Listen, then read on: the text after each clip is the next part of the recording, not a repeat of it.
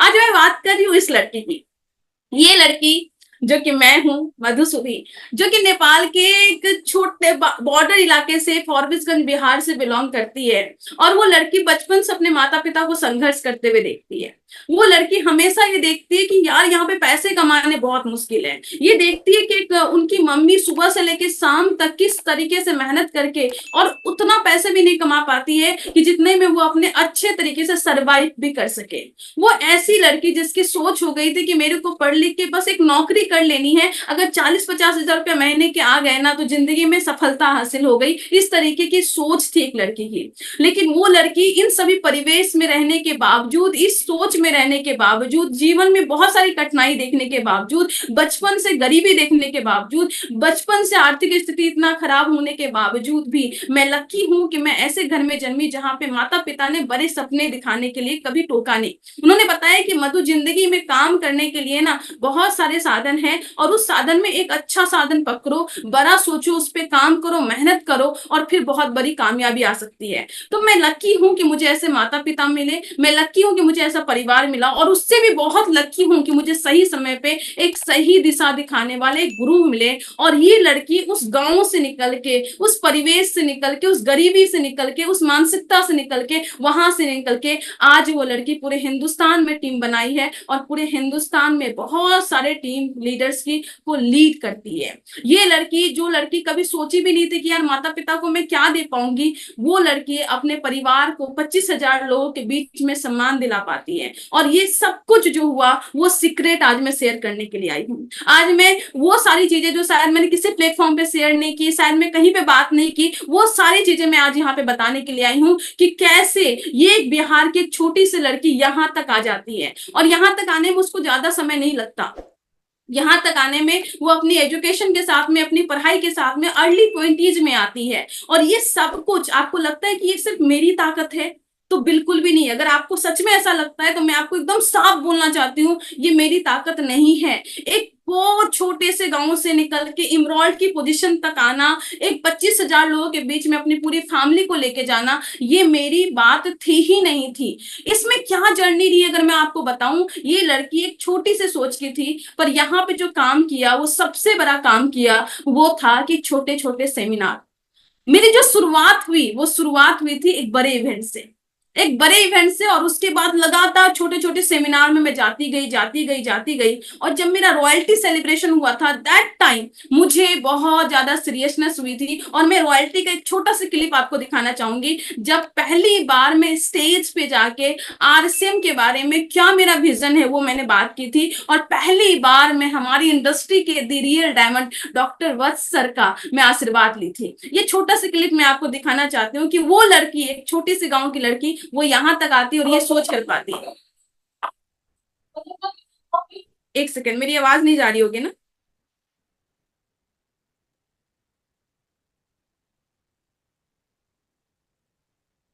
Sir मैं फिर से शेयर कर रही हूँ, एक बार बताइएगा आवाज जा रही है कि नहीं। हाँ हाँ हाँ, आ रही है।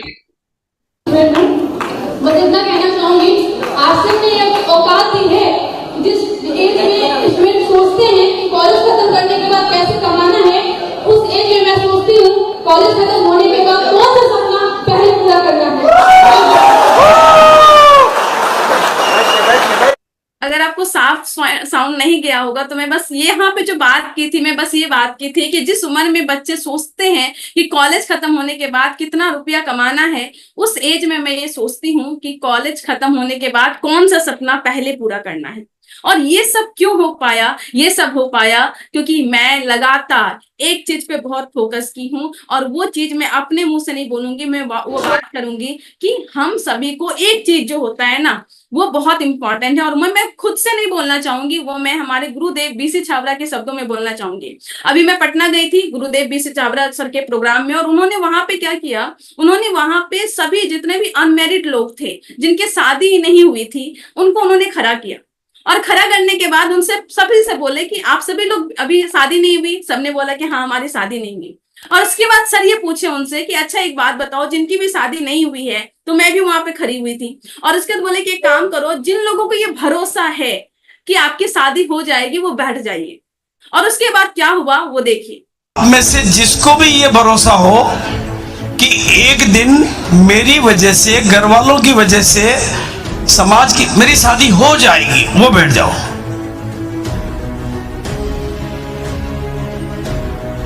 सारे बैठ गए, कमाल है। अरे इनकी जिंदगी में ना कोई अता है, ना कोई पता है, ना कोई लता है, ना कोई कथा है, ना कोई व्यथा है, फिर भी भरोसा है कि मेरी तो हो जाएगी।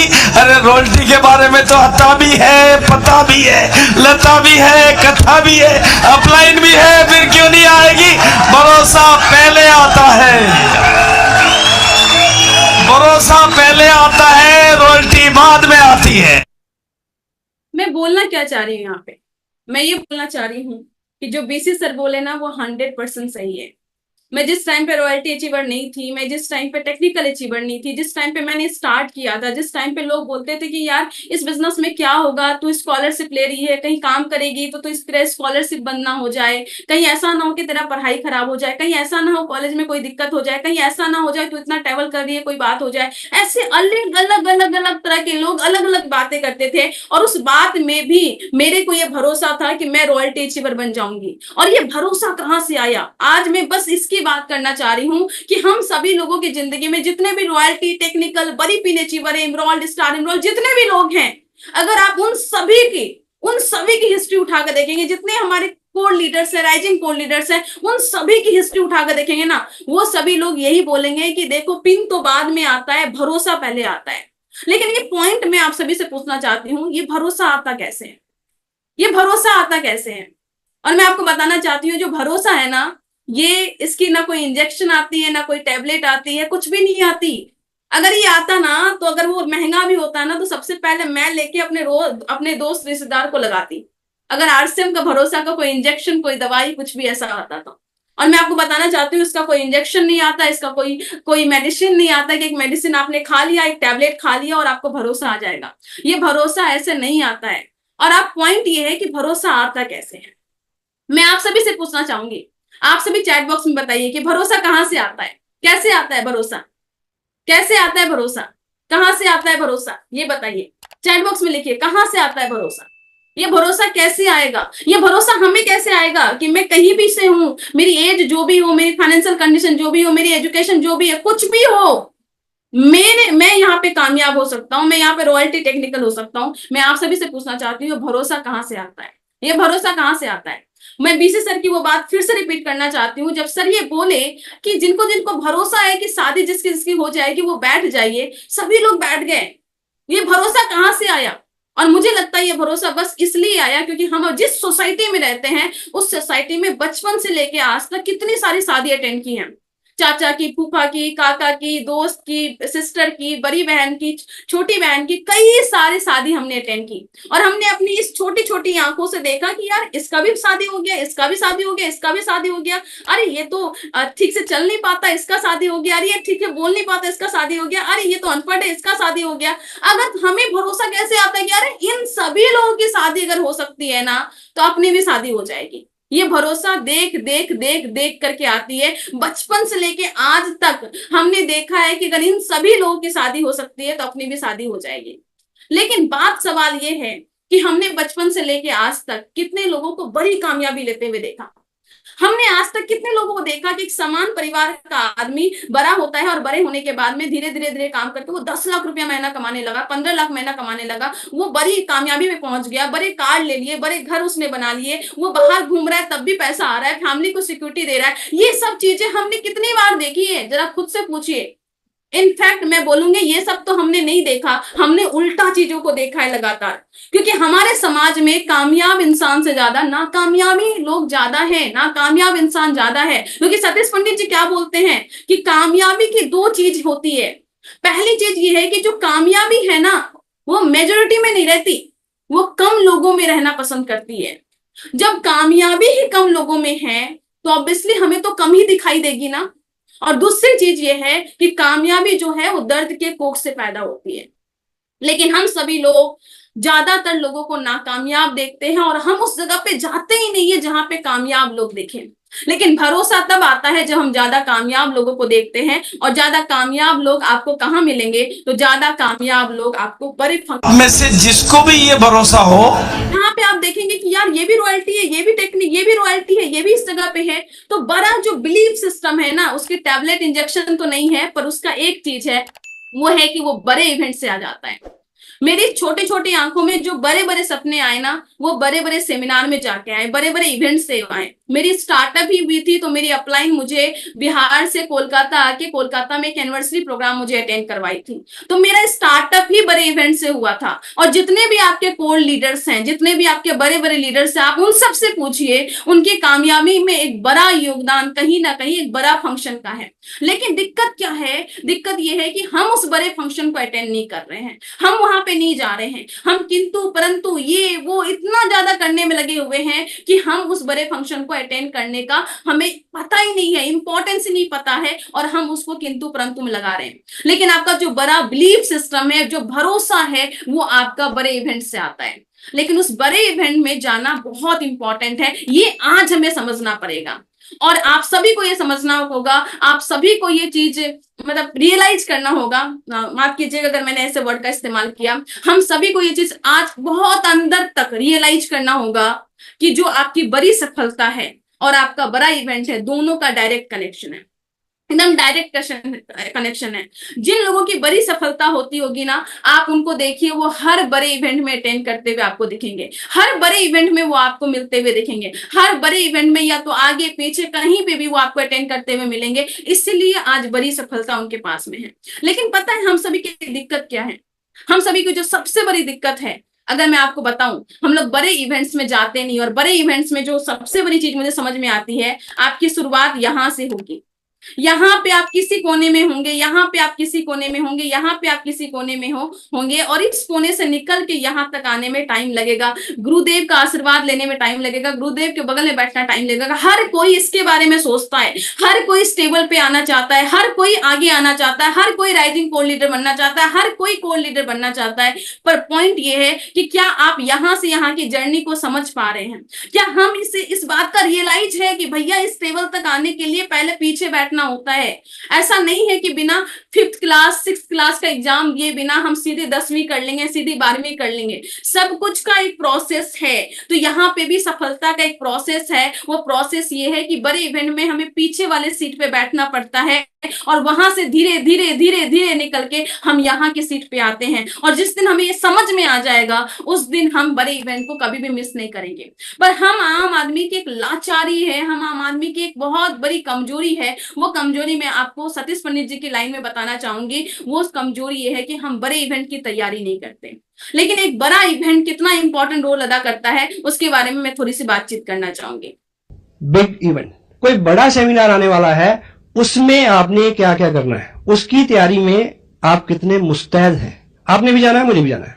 आपने कहां से चलना है, किसको लेके चलना है, कैसे पहुंचना है, इस सारे की प्लानिंग, आपकी टीम कहां कहां से आएगी, किस किस साधन से आएगी, कितना रास्ता है, वो सब चीजें वेल मैनेज्ड, शेड्यूल्ड शुरू में खुद करना पड़ता है। देखिए किसी भी व्यक्ति को, आज यहां बहुत सारे लोग जो डिस्ट्रीब्यूटर हैं स्पेशली, उनको कोई बुलाने नहीं गया, वो अपने आप आए। शुरू में एक आम व्यक्ति को उसको आदत में लाना है, सिस्टम में लाना है, बाद में वो सिस्टमाइज हो जाएगा खुद। बच्चे को जैसे पहली बार स्कूल भेजते हैं तो क्या बोलते हैं उसको, टिफिन खाना, टॉफी खाना, मैडम झूला दिलाएगी, पापा लेने आएंगे, हेलो, ऐसे बोलते हैं। तब भी कभी जाता है, कभी नहीं जाता है।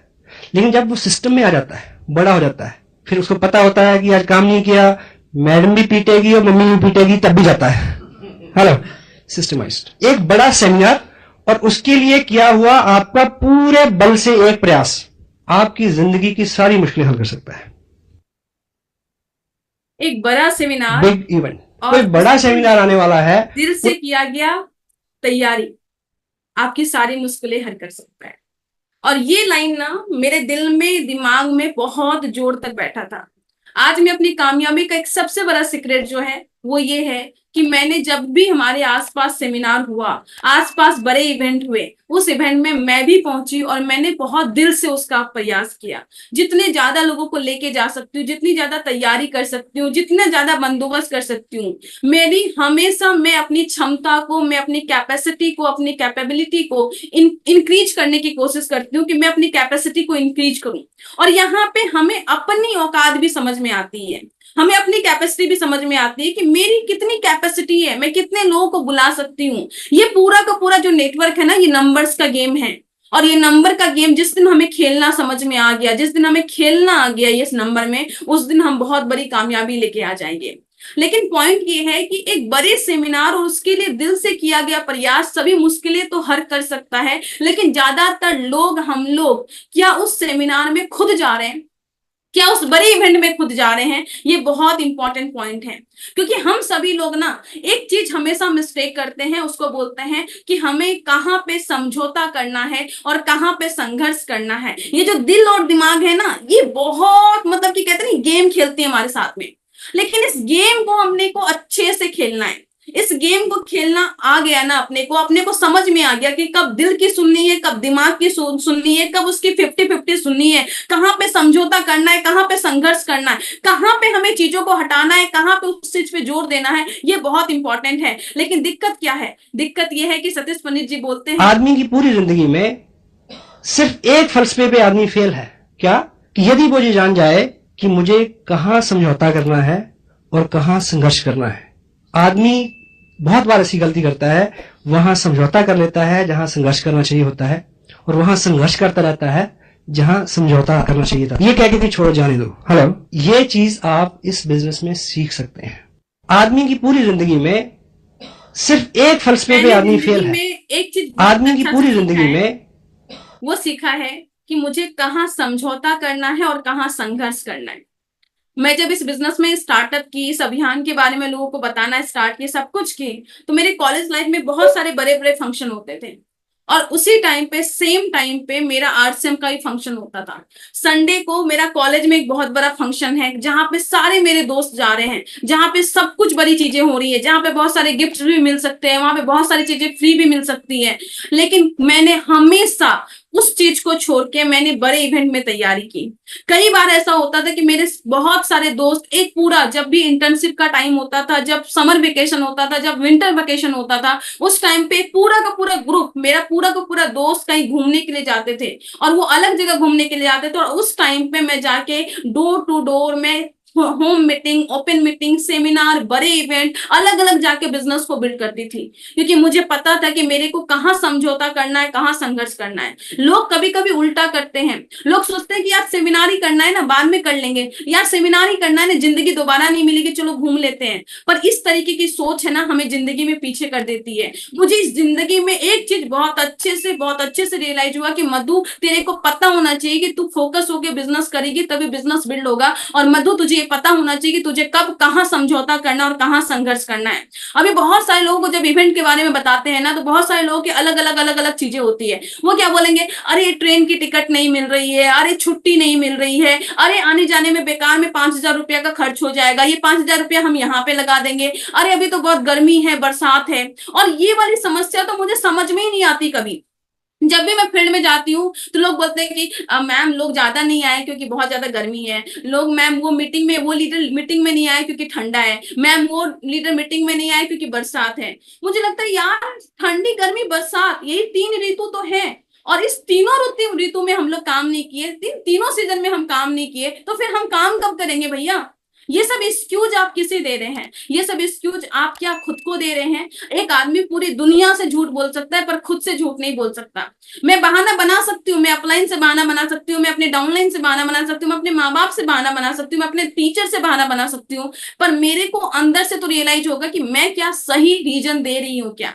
और ये सभी रीजन जो हम देते हैं ना, गर्मी है, बरसात है, ये बहुत इंपॉर्टेंट काम है, आने जाने में थक जाऊंगा, बाद में नहीं कर पाऊंगा, ये इवेंट तो हर साल होते रहेंगे, अगली बार चले जाएंगे, ऐसे आपके लिस्ट होंगे, बहुत बड़े लिस्ट होंगे, बहुत बड़े लिस्ट होंगे। और कहा जाता है कि नाकामयाबी के लिए ना हजारों बहाने, हजारों बहाने, हजारों बहाने। लोगों को ना बाहर में जब जॉब करते हैं ना, जहां पे 40,000 50,000 की सैलरी है, उस 40,000 50,000 की सैलरी में बाई चांस उनको फीवर हो जाता है ना, वो पैरासिटामोल खा के और फिर जाके वो जॉब पे जाते हैं। क्या मैं सही बोल रही हूँ कि नहीं बोल रही हूँ? चैट बॉक्स में आप यस लिख सकते हैं अगर आप मेरी बातों से एग्री करते हैं। लोग बाहर में ना 40,000 50,000 30,000 की नौकरी जब करते हैं ना, तो जब उनका तबियत खराब होता है, थोड़ा सा फीवर होता है ना, तो पैरासिटामोल खा के फिर वो जॉब पे जाते हैं। लेकिन आरसीएम की मीटिंग में जब वहां होती है, बड़ी इवेंट होती है ना, एक छोटी सी फुंसी हो जाती है ना, एक छोटा सा कुछ हो जाता है ना, तो लोग बोलते हैं कि मैम मैं जा नहीं पाऊंगा। ये दिक्कत, ये दुविधा है यहाँ पे। और यहीं पे एक आम आदमी और एक सफल आदमी में डिफ्रेंशिएट हो जाता है। यहीं पे अंतर पता चल जाता है कि कौन आदमी बड़ा काम कर सकता है, कौन आदमी छोटा काम करेगा। यहीं पे पता चल जाता है कि कौन आदमी नाकामयाबी के लिए, क्योंकि हजारों बहाने हैं, हजारों बहाने हैं, पर हमें कामयाबी के लिए बस एक कारण पैदा करना है। बहुत सारे लोग बोलेंगे अभी ट्रेन का टिकट नहीं मिल रहा है, बस से जाना पड़ेगा, लोकल जाना पड़ेगा, खड़ा कर होके जाना पड़ेगा। भैया मैं एक लड़की हूं, मैं कॉलेज स्टूडेंट हूं, मैं अकेले ट्रैवल की हूं। 15 से ज्यादा स्टेट में मैंने जा जाके बिजनेस को बिल्ड किया, फिजिकली जा जाके पूरे हिंदुस्तान में मैंने बिल्ड किया है, कई जगह ऑनलाइन किया है, लेकिन 15 से ज्यादा स्टेट में मैंने जा जाके बिल्ड किया है। आप जरा सोचिए बात, क्या मैं जो हर टाइम पे सीट मिल जाती होगी? क्या मेरा हर टाइम पे ट्रेन सही टाइम पे चलता होगा? क्या हर टाइम पे मेरा रिजर्वेशन कंफर्म हो जाता होगा? कई बार ऐसा हुआ है कि मैंने कहीं पे मीटिंग सेमिनार का शेड्यूल बना दिया और जिस ट्रेन से मुझे जाना था वो ट्रेन कैंसिल हो गई, एन मौके पे ट्रेन कैंसिल हो गई। कई बार ऐसा हुआ कि कहीं पे ट्रैफिक में फंस गई, वो ट्रेन छूट गया, पर उस टाइम पे मैं दिमाग लगाती थी और कोई और ट्रेन में बिना सीट के काउंटर टिकट लेके रात भर ट्रेवल करके मैंने किया है। और कई बार मैंने अपने घर वालों से झूठ बोली हूँ कि नहीं मम्मी सीट मिल गया है, नहीं मम्मी कंफर्म सीट है, नहीं मम्मी कोई दिक्कत नहीं है, क्योंकि हमें उनको चिंता देके नहीं, उनको खुशियां देके काम करनी है। तो कई बार मैंने झूठ बोला अपने घर वालों से, लेकिन ये झूठ क्यों बोला है? क्योंकि मुझे पता है कि मेरे को कामयाबी चाहिए और ये कामयाबी उनके लिए ही चाहिए। और यहाँ पे 20 साल 30 साल का लड़के जब ये बोलते हैं कि मैम मैं नहीं जा पाऊंगा क्योंकि मैं तो अकेले ट्रैवल नहीं कर पाऊंगा, मैम मेरा तो सीट कंफर्म नहीं है, तो मेरा इस तरीके से सर में दर्द होने लगता है कि यार ये लोग ऐसा बोलेंगे तो बड़ा काम कैसे करेंगे? हमारी टीम में यहाँ पे डुप्लीकेशन होता है, हमारे टीम में जो काम हम करते हैं वही चीज रिपीट होती है। और अगर आप इस तरीके से कमजोर लोगों की तरह बात करेंगे तो फिर आपके टीम में कमजोर लीडर पैदा होंगे, और जब कमजोर लीडर पैदा होंगे तो वो टीम कभी बहुत बड़ी कामयाबी लेके नहीं आ पाएगा। यहाँ पे लीड विद एग्जाम्पल होता है। आप ये दिखाओ कि परिस्थिति पूरी प्रतिकूल है, ट्रेन नहीं मिल रहा है, बस नहीं मिल रहा है, कुछ नहीं मिल रहा है, सीट नहीं मिल रहा है, स्टिल मैं जाके काम करूंगा। मैंने गर्मी सर्दी बरसात जहां पे लोग कपकपाते रहते थे ना, उस टाइम पे मैं वेन्यू पे पहुंच के मैं सबसे पहले पहुंची रहती थी। जिस टाइम पे बोला जाता था कि यार यहाँ पे बहुत गर्मी है, उस गर्मी में भी मैंने ब्लेजर पहन के मीटिंग किया है और वहां पे भी मैंने रिजल्ट निकाला है। इसलिए आज लोग इस पिन पे मुझे देखते हैं। कामयाबी हमेशा दर्द के कोख से पैदा होती है, पर बात ये कि क्या वो दर्द हम लेना चाहते हैं। लेकिन हम दिक्कत ये होता है कि हम जहां पे संघर्ष करना है वहां पे समझौता करते हैं, और जहां पे समझौता करना है वहां पे संघर्ष करते हैं। अभी हम लोग ट्रेन में नहीं जा रहे हैं, सीट नहीं मिल रहा है, कंफर्म सीट नहीं है, लेकिन मैं आप सभी को बोलना चाहूंगी कि आज आपको लोकल ट्रेन में जाना पड़े, आज आपको लोकल बस में जाना पड़े, आज आपको खड़े होकर जाना पड़े, आज आपको आधे सोए हुए मुहूर्त में जाना पड़े, आप सो नहीं पाए, चलेगा, आप जाइए इस इवेंट में, अपनी कामयाबी को लेके आइए। और ये इसलिए लेके आइए, इसलिए अपनी सुविधा कीजिए, इसलिए अपनी परिस्थिति को चेंज कीजिए। और मैं बोलती हूँ इसलिए हमें कामयाब होना है, इसलिए आज हमें कष्ट बोलना है, ताकि कल आपकी जो प्रेग्नेंट वाइफ हो ना, वो उसको इस परिस्थिति में ट्रैवल ना करना पड़े, इस परिस्थिति में ट्रैवल ना करना पड़े। इसलिए आज आपको बड़े इवेंट में जाना है। आपके बूढ़े माँ बाप इस तरीके से ट्रैवल ना करें, इसके लिए आज आपको लोकल में बस में धक्का खाते हुए दिल्ली पहुंचना है तो पहुंच जाइए, क्योंकि वहां से आपका बिलीफ सिस्टम बढ़ेगा, वहां से आपका कमिटमेंट आएगा, वहां से जोश जुनून आएगा, वहां से आपको भरोसा होगा कि अगर इतने सारे लोग कर सकते हैं तो मैं भी कर सकता हूं। इसके लिए दिल्ली पहुंच